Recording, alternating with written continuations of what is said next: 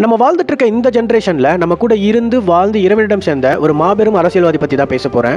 அவர் தான் நல்லக்கண் ஐயா. 1925 தூத்துக்குடியில ஒரு கிராமத்துல இவர் பிறக்கிறாரு. இவரோட 18வது வயசுலயே போராட தொடங்கிட்டாரு. எதுக்காகனா ஏழைகளுக்காகவும் விவசாயிகளுக்காகவும். மகாத்மா காந்தியோட உப்பு சத்தியாகிரகத்திலையும் கலந்துக்கிட்டு பிரிட்டிஷ்காரங்களை எதிர்த்து நிறைய போராட்டம் பண்ணிருக்காரு. நிறைய டைம் ஜெயிலுக்கும் போயிருக்காரு. இவரோட லைஃப்ல பாதி நாட்களுக்கும் மேல இவர் ஜெயில தான் இருந்திருக்காருன்னு சொல்றாங்க. ஒரு சாதாரண மனிதன் எந்த அளவுக்கான கொடுமையெல்லாம் அனுபவிக்க கூடாது அந்த அளவுக்கான கொடுமையை இவர் ஜெயில அனுபவிச்சிருக்காரு. அதுக்கப்புறமேட்டு தமிழ்நாட்டோட கம்யூனிஸ்ட் கட்சியோட தலைவராகிறாரு. இப்ப 101வது வயசுல நம்ம எல்லாத்தையும் விட்டு பிரிஞ்சிருக்காரு. 80 வருஷமா இந்த அரசியல்ல இவர் இருக்காராமா, அரசியல்வாதியா. பட் இவர்கிட்ட ஒரு சொந்த வீடு இல்ல. இப்போ வரைக்கும் வாடகை வீட்டுல தான் இருக்காராம். இதுல மெய்சிலுக்கு வைக்கிற சில விஷயங்களை சொல்றேன். தமிழ்நாடு கவர்மெண்ட் இவருக்கு தகைசால் தமிழர் விருதுன்னு 1 லட்சம் ரூபாய் செக் கொடுத்திருக்காங்க.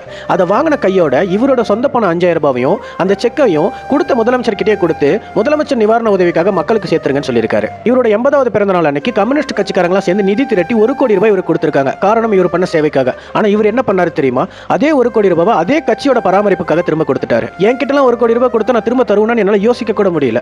ஆனா இந்த மாதிரி ஒரு மனுஷன் நம்ம வாழ்ந்த காலத்துல வாழ்ந்திருக்காரு. இவருக்கு அம்பேத்கர் விருது கொடுத்திருக்காங்க, கூட 1 லட்சம் ரூபாய் செக்கும். அந்த செக்கை கூட இவரோட கம்யூனிஸ்ட் கட்சியில இருக்க விவசாயிகளுக்கு கொடுத்துட்டாராமா.